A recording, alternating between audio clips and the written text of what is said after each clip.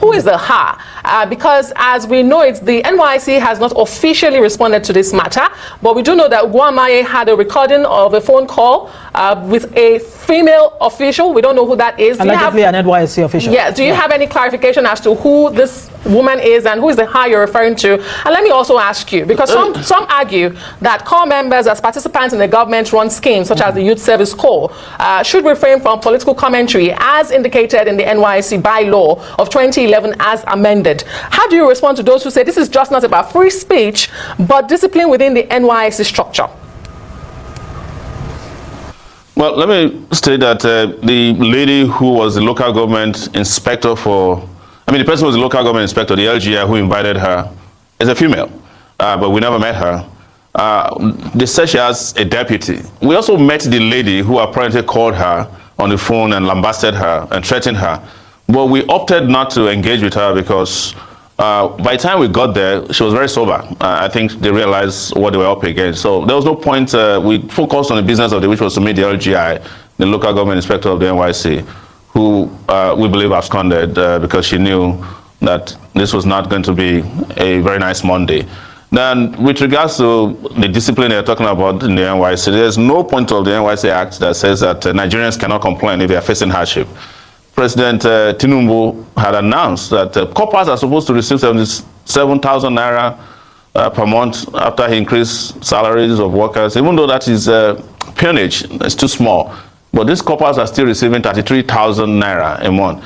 To claim that there's one NYSC Act or discipline that says you can't complain, you can't say that things are terrible, it's just, as you know, an attempt to silence her.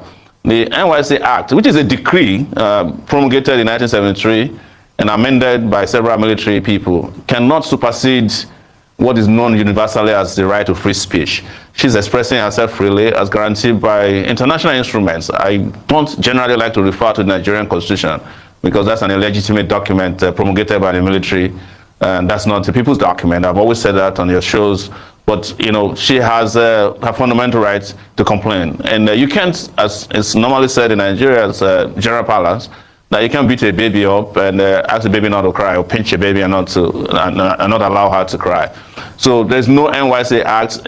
I will tell you that the NYSC itself makes provision for political enlightenment groups as part of their community service. I don't know if they still exist, but when I was in NYSC, I did participate in political enlightenment of the populace. NYSC group, NYSC members are allowed to go and conduct elections. During 2000 and I think it was 2001 or so, they were killed in the line of duty. So people who can die for your country during elections are not good enough to speak when they're facing hardship. I don't know what kind of discipline they're talking about. You know, I went through the NYSC in 1995-96.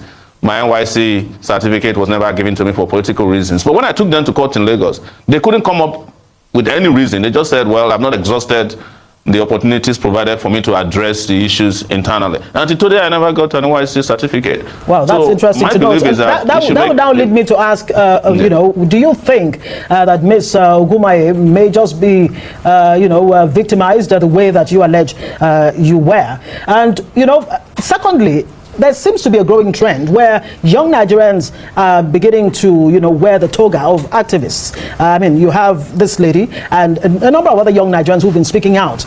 With this situation with Uwamaye, do you think that their voices may be somewhat muffled, or will this give more oxygen to them and, you know, boldness for them to speak out and speak up? I don't. If anybody tried to muffle her voice, they failed spectacularly. I have seen videos already this evening of some other NYSC kids making bold declarations about the socio-political condition of Nigeria. I remember when we were younger, before I went to the university, there's a guy named Bamdele Atru, now late. He refused to shake hands with a military governor. He said, we need democracy, and then, you know, they arrested him. But this service, the national service, is not a personal service to a president or a governor. It's national service. And this young lady is doing the real national service we need at this time. She's raising her voice on behalf of millions of Nigerians who are frustrated, who are dejected, and who have been debased by the current regime. That's real national service. Yeah, yes, indeed. That is. So, Were, thank you very much for this one you are doing, for the good job you are doing.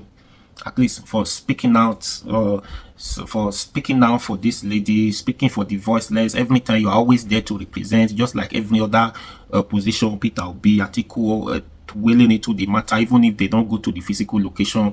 I know the willing, their statement carries a lot of weight, you understand?